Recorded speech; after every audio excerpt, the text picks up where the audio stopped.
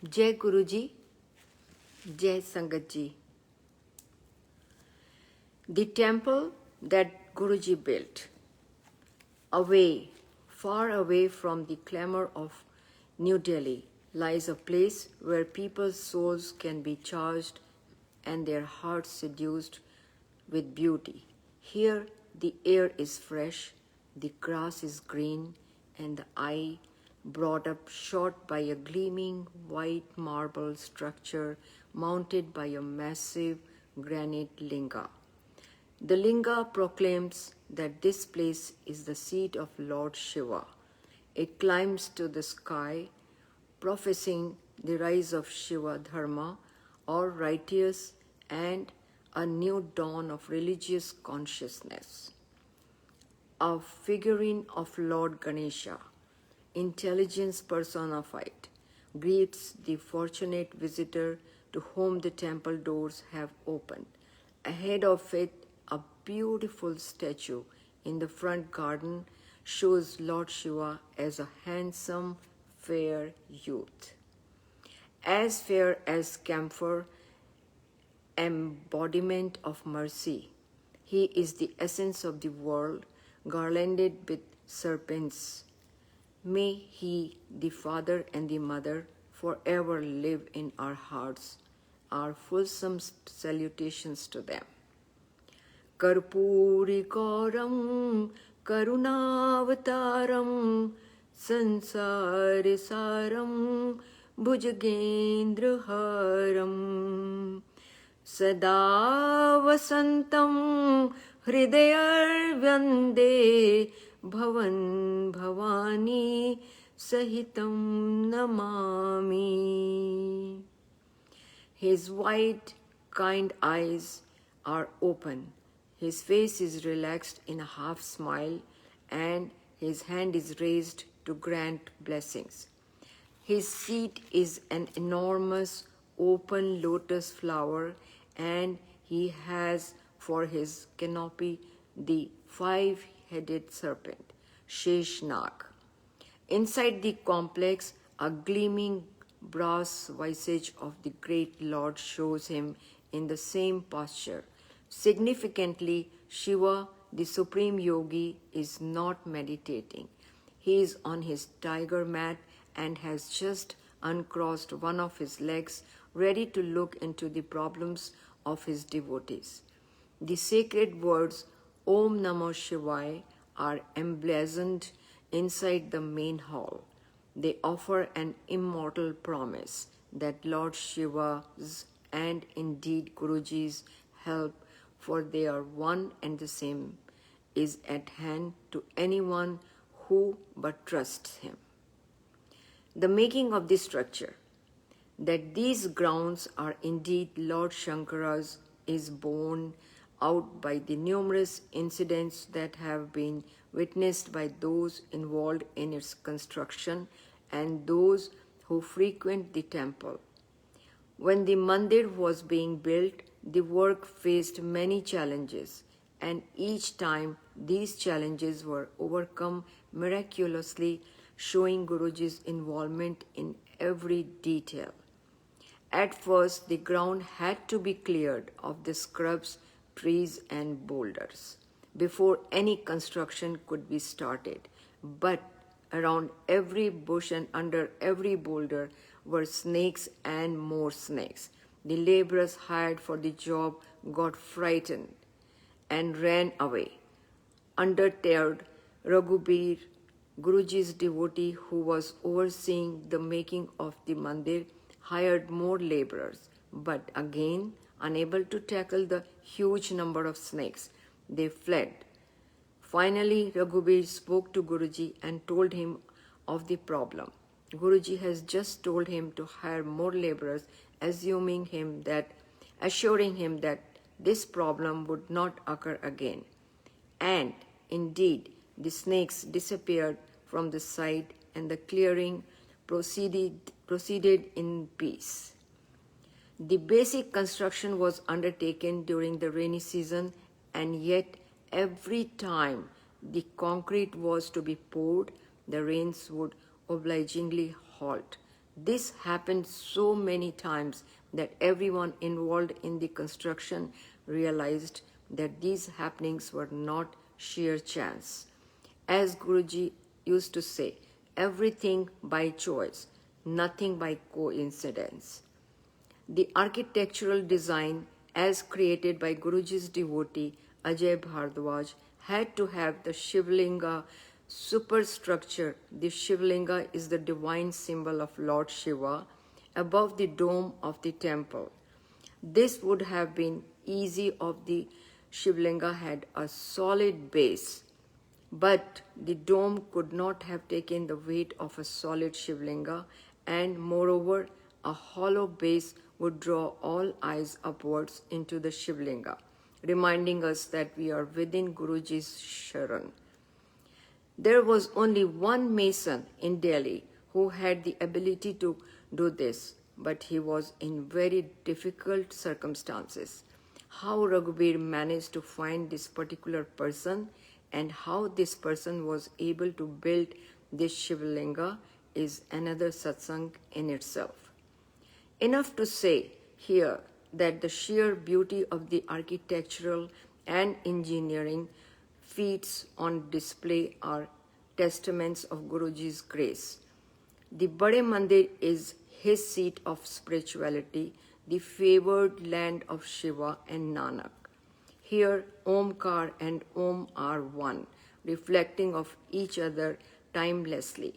The temple welcomes the spirit of man forever, and he smiles at all who come. He blesses again and yet again, and the light of divinity shines ever brighter. Even the soil is miraculous.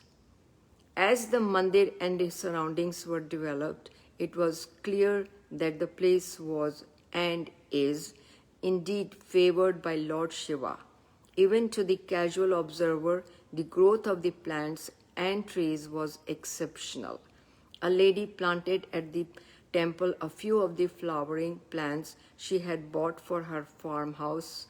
To her amazement, these plants bloomed into flowers of at least twice the size in the mandir as compared with those planted at her farmhouse.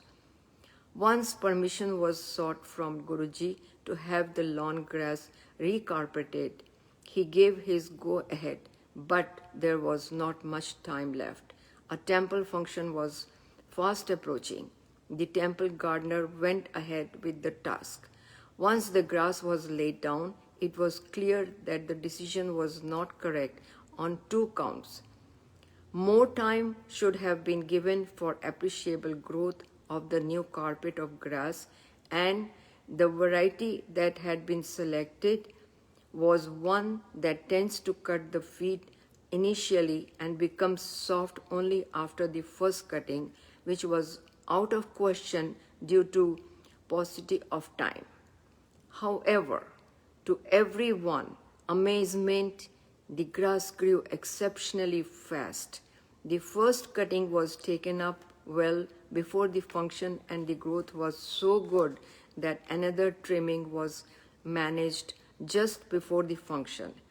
The quality of the carpeted lawn on the day of the function was admirable, and the gurus of grass growing were stumped. Guruji's is always there. There are other inexplicable goings on in the mandir that hint at a supernatural force going about its benign work. Regular visitors to the temple have witnessed the idol of Lord Shiva on the temple grounds changing expressions. And in year 2006, during Holi, there was a spot of color on Shivji's brass idol and adorns the hall. It is also certain the omniscient Guru has the temple within his protective gaze at all times. A school teacher recounts a memorable experience. She had gone to the mandir very early on the occasion of Guru Purnima so that she could attend school later. she reached the mandir at 6:15 a.m. Only the gardener saw her come to pay her obeisance to her Guruji on this auspicious day. And as was later confirmed, he told no one of the visit, but someone else had also seen her. On the teacher's very next visit to Empire Estate, Guruji called her and said, "Auntie, you had visited the mandir on Guru Purnima of 6:15 at 6:15 a.m. I was watching you in my meditation." Renaissance of faith. Age hence men shall look upon this sacred spot as the birthplace of Dharma. Within our own lifetimes, the Bade Mandir shall rise foremost in the estimation of men. It shall herald a new dawn of spiritual consciousness and inaugurate through the men, women, and children it blesses an era of goodwill among mankind and peace among neighbors. For behold, the Shivlinga has risen again. Its ascension proclaims the coming of deliverance. Those oppressed by the iron hand of fate shall be released from the miserable bondages of disease and ignorance. Those bound and subjugated by rampant evil shall find new strength and courage and win. The ocean of suffering shall be humbled by the small boat of faith and courage that braves its way through, its oars being this Sadguru's word and his grace.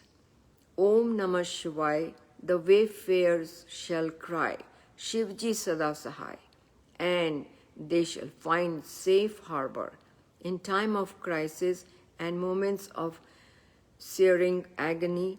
These words emblazoned in the temple, branded in their hearts and minds through Guruji's labor, shall be their battle cry, their friend, their protector, their love, their soul guiding light.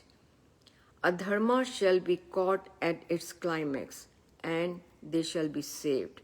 The mandir shall be the salvation of those who struggle through the material and psychological debris of a civilization at war with itself. Guruji's grace, manifesting through the temple, will heal them. In times to come, the mandir will testify to his being. The winds of the world shall cry his word. His will be done, and the temple will remain as his, Lord Shiva's mark of mercy on earth. May Lord Shiva allow all to come to his grace grounds.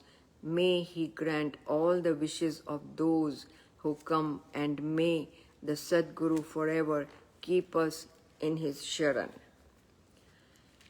Satsangs, the company of truth. A satsang speaks from the heart of truth.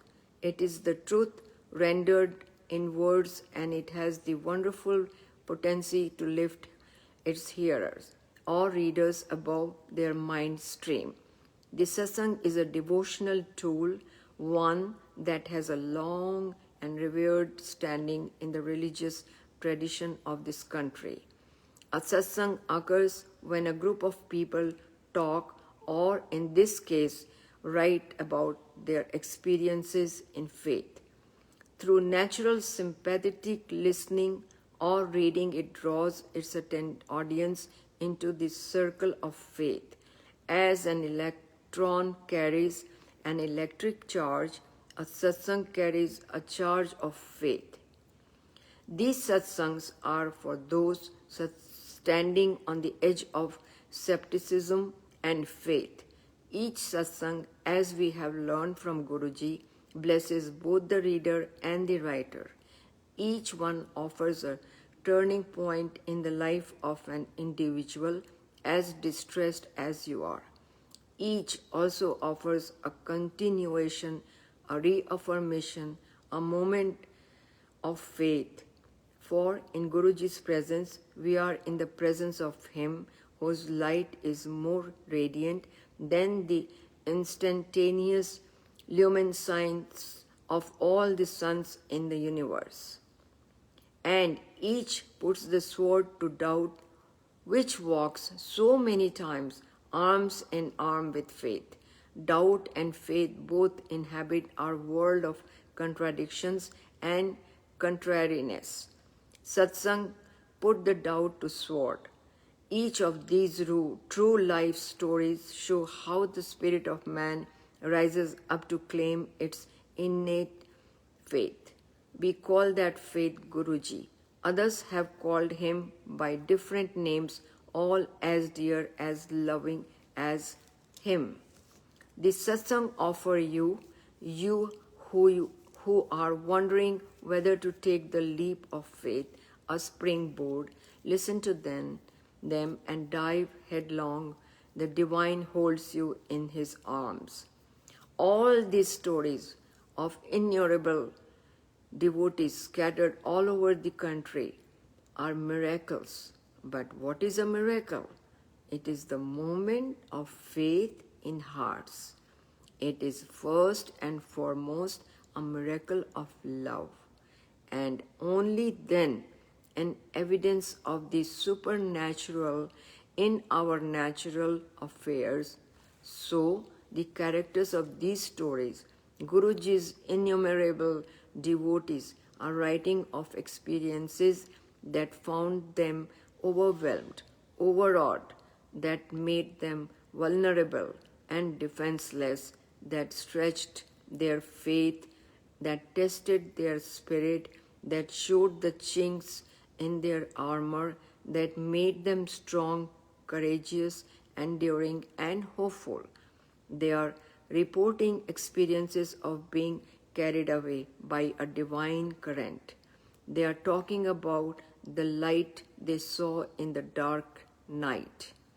These satsangs are our true companions, for they carry the Guru's word, and adherence to this word is paramount, for the word is the Guru.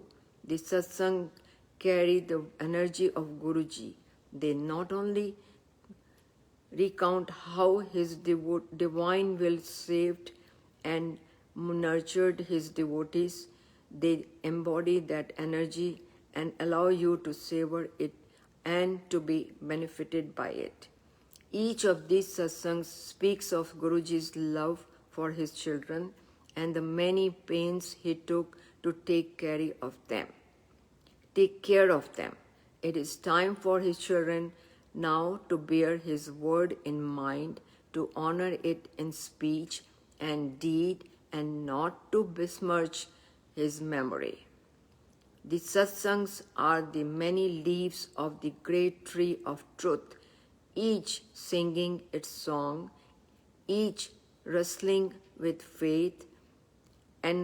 Enshrined in the satsangs is the devotees' love for Guruji and his for them. May it touch your heart as surely as it has touched theirs. Jai Guruji, Jai Sangat Ji.